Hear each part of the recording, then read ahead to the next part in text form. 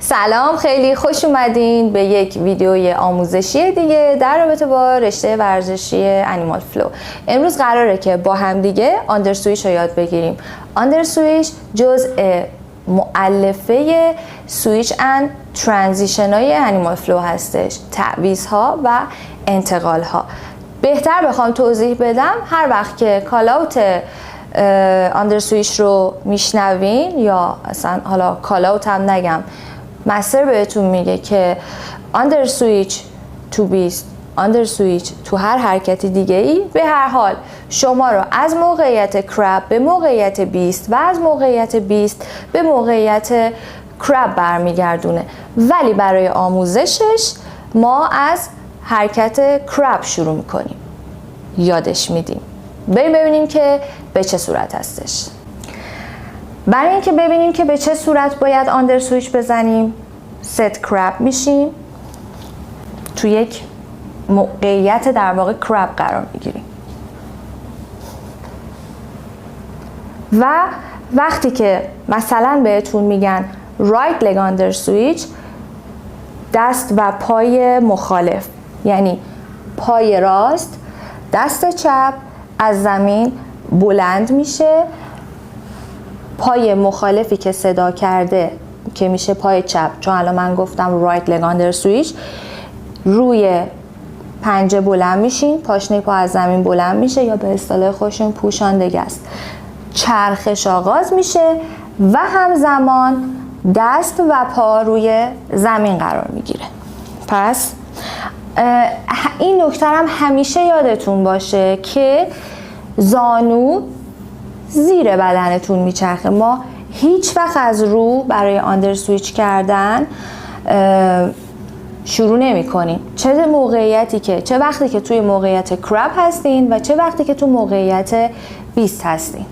ست کراب، رایت لگ آندر سویچ، پای راست، دست چپ، پاشنه و دست جمع میشه، دست و پا همزمان گذاشته میشه.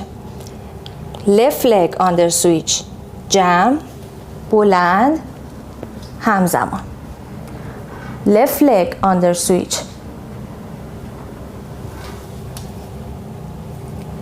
right leg under switch.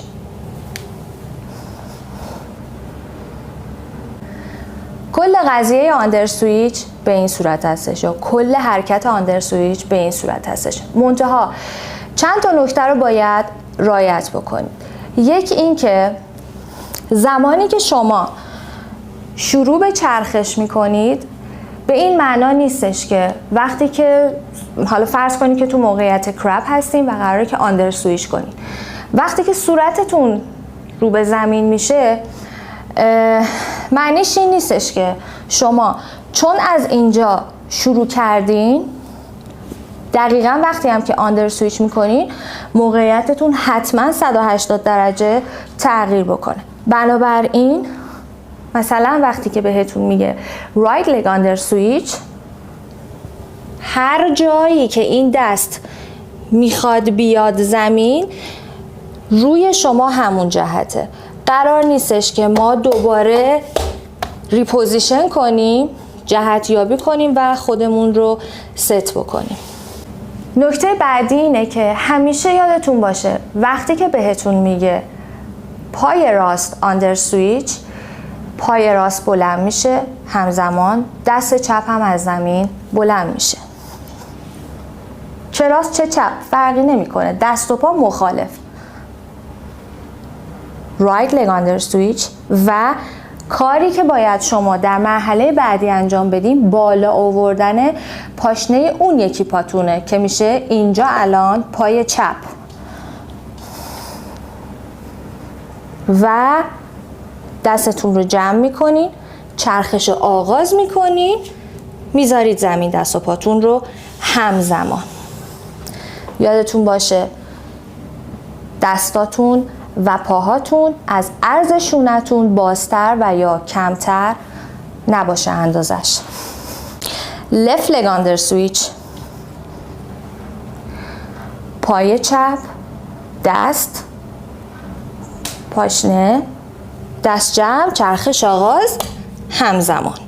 این نکته هم همیشه یادتون باشه که خودتون رو مجدد ریپوزیشن نکنید. هر جا که دستتون میخواد بیاد زمین، همونجا جهت شما هستش.